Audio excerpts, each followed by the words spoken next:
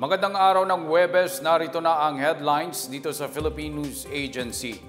Maglalaan ang pamahalaan ng higit 80 bilyong pisong pondo para sa mga proyekto at programa ng Bangsamoro Autonomous Region in Muslim Mindanao para sa susunod na taon.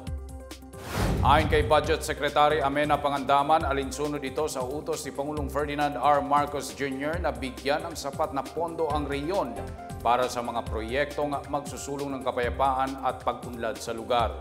Nakapaloob sa nasabing budget ang 70 bilyong piso na annual block grant, 5 bilyong piso para sa Special Development Fund at 5.1 bilyong piso na parte ng rehiyon sa national taxes, fees at charges alinsunod sa Republic Act 11054 o ang Organic Law for the Bangsamoro Autonomous Region in Muslim Mindanao. Ayon kay Pangandaman, maglalaan sila ng higit 5 bilyong piso para sa payapa at masaganang pamayanan o PAMANA program para sa mga pagpapaunlad ng infrastruktura sa mga isolated at conflict-affected areas gaya ng BARM. Pangangisawaan ito ng Office of the Presidential Advisor on Peace, Reconciliation and Unity.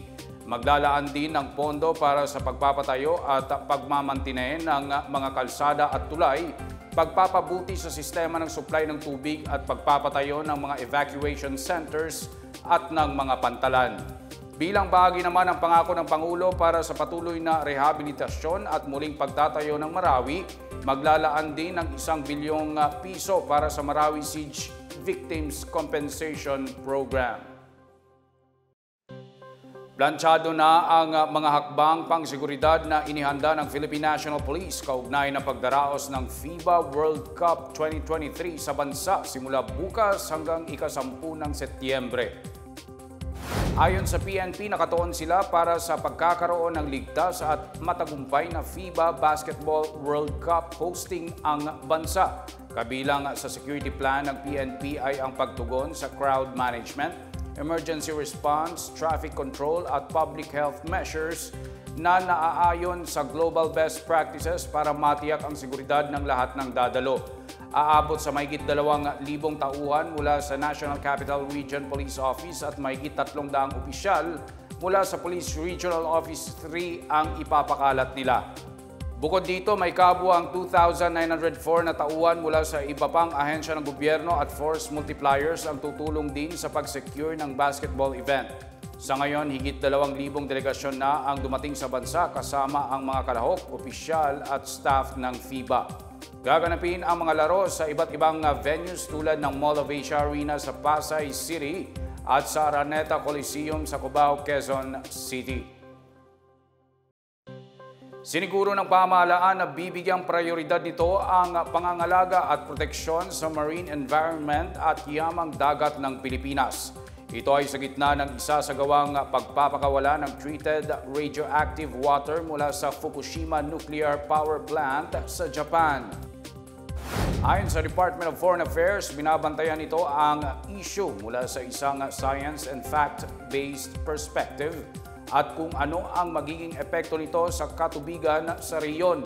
Kinikilala rin anya ng gobyerno ang technical expertise ng International Atomic Energy Agency o IAEA kaugnay ng gagawin ng Japan.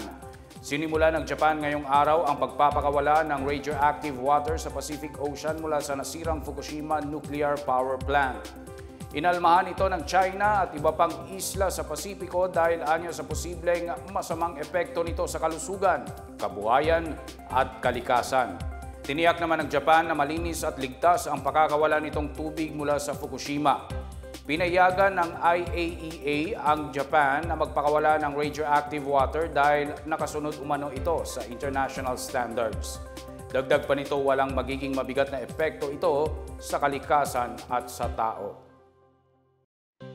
Niyanig ng magnitude 5.1 na lindol ang Oriental Mindoro at ilang katabing lugar kaninang madaling araw.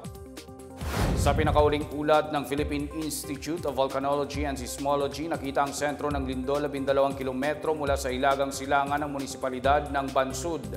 Naramdaman ang intensity 5 sa bayan ng Pinamalayan, habang intensity 4 sa Bansud, Bungabong, Socorro, Pola at Gloria. Intensity 3 naman sa bayan ng Victoria at Nauhan at Intensity 2 sa Calapan City, Baco at San Teodoro. Naramdaman din ang Intensity 3 sa Concepcion sa lalawigan ng Romblon. Nakapagtala rin ang PHIVOLCS ng pagyanig sa Marinduque, Quezon, Batangas, pati sa Puerto Galera at ilan pang bahagi ng Oriental Mindoro. Isang aftershock na may lakas na magnitude 2.7 ang naitala mula sa hilagang silangan ng Bansud. Inaasahan din ang pinsala mula sa lindol. At yan ang pinakabago at pinakamahalagang balita sa mga oras na ito, hatid sa inyo ng PNA Headlines. Para sa iba pa mga balita at impormasyon, bisitahin lamang ang aming webpage pna.gov.ph o ang aming Facebook at Twitter account na Philippine News Agency. Mapapanood din ang PNA Headlines sa Facebook page ng Presidential Communications Office o PCO. Ako si Wilnard Basilonia, ito ang PNA Headlines, naghahatid ng mga balitang nagbubuklod sa buong bansa.